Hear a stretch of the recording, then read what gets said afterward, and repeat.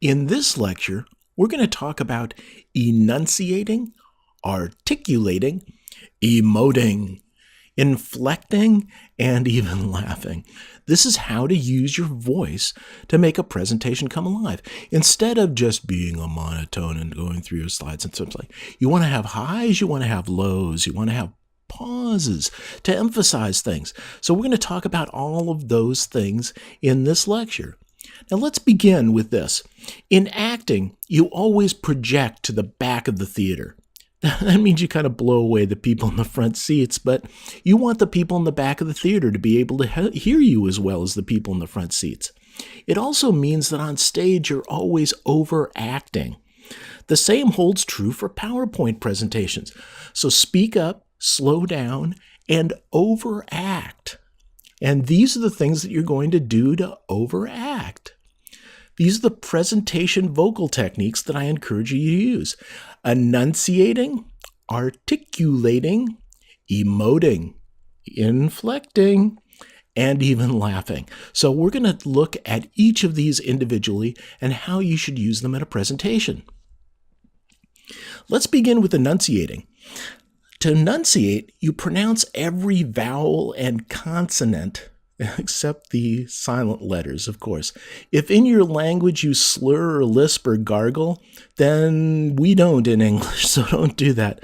That's going to mess up your nice, clean enunciation of the English language. Above all else, make yourself clear. If your students can't understand what you're saying, they can't learn from you. So vocal clarity is probably your most important point, and clearly enunciating all your vowels and consonants is the best way to be clear. Next, we're going to talk about articulating. Articulating involves opening your mouth more to distinctly separate each sound. You can put a very slight pause between the syllables to help you articulate, and open your mouth and snap those consonants out. That can also help. So articulation helps make clear what you're trying to say to your audience. So articulate. Next, I'm going to talk about emoting. That's putting emotion into what you're saying. So sadness, excitement, wonder, and fascination, these can all be emoted. And I would have to say that excitement is probably going to be the most important thing to emote during a presentation. You want people to get excited about what you're saying, and to do that, sound excited by what you're saying. Now, the other thing, I got this out of the Udemy presentation on how to create courses, and I thought this was really smart. What they said basically is if it feels strange, if it feels like you're overdoing it as far as emoting, that means you're doing it right. You actually have to overdo it in recordings for some reason. Now, this is no way, earlier I talked about talk like you're talking with a friend. You would not emote this way in talking to a friend. And it would sound goofy if you talk to a friend this way. But if you do it on a presentation, for some reason, over-emoting works great. So you can emote with volume changes or through inflection. And what's inflection?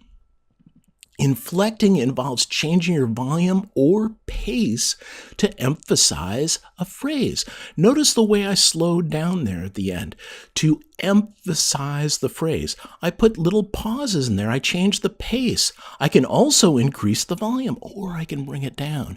Sometimes when you speak very quietly, you actually draw people in.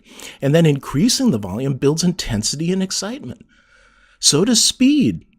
And then you can slow down the pace again to get people back to normal. So change pace, change volume, put some inflection into your voice to make what you're saying interesting. And finally, there's laughing. Most presentations work best when they're casual and lighthearted. So eliciting laughter from other people or from yourself is a natural thing. Just don't overdo it and don't fake it. If you actually think that something's funny, let out a little chuckle, and people will chuckle along with you. You'll have a fun presentation. So that was it. We have enunciating, articulating, emoting, inflecting, and even laughing. These are the techniques that you're going to use to make your voice interesting to listen to. Now, in the next lecture, we're going to talk about using bullet items to prompt your dialogue, or the reason that I don't need a script.